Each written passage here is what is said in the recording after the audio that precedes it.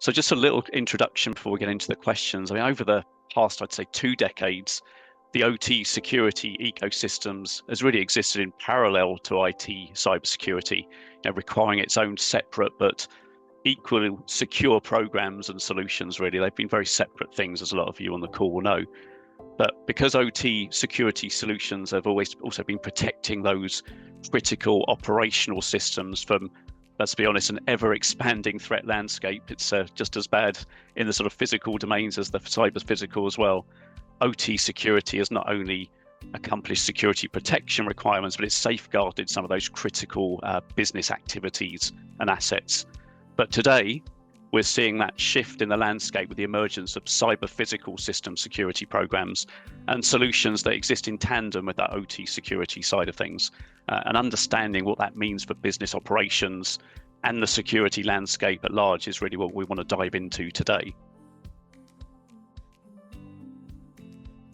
Like you mentioned, Adrian, that there's been this parallel journey that OT has gone on alongside IT. It's also kind of become an alphabet soup on the OT side, where you would also hear acronyms like, industrial control systems security. So you hear ICS alongside OT security. And then when you have digital transformation in the mix, we started talking about IT-OT convergence. So bringing all of these areas together. And that's kind of been the parallel trajectory, but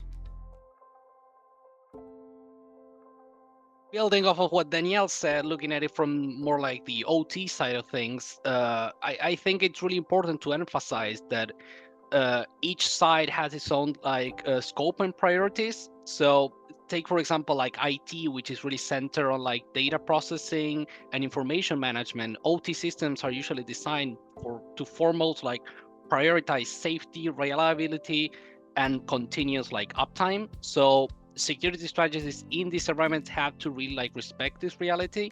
You can't simply patch or scan an industrial control system you would in IT, because the cost of downtime is crazy high.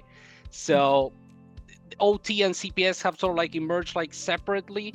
CPS I think has a little bit of a broader scope. They cover more enterprise and private sectors use cases, while OT has a more mission critical side of managing situations. Even looking at the Frost Radar that we're developing, we're looking more at systems specifically built for utilities, transportation, manufacturing, and energy, while CPS may include some more enterprise or even healthcare side of things, which are some more emerging businesses. So not trying to repeat ourselves through the chart, but these sort of key and small differences really set the needs that each program has and each vendor has to provide to its clients to be able to fulfill the needs for uptime and safety, but with different with a different balance among each of the priorities. So it's been really interesting. Actually, a lot of CPS security solutions pretty much have evolved straight up from OT security. So as Toby said, there's a lot of capabilities that are in common. They do prioritize a very similar structure where they want production to continue while security is happening on the back end. One of the biggest differences when it comes to how CPS approaches a lot of the both its security programs, but also how it combats threats, detects threats. It's very much focused on prevention. So really pushing into that proactive security approach rather than reacting to traffic that is already happening in the network.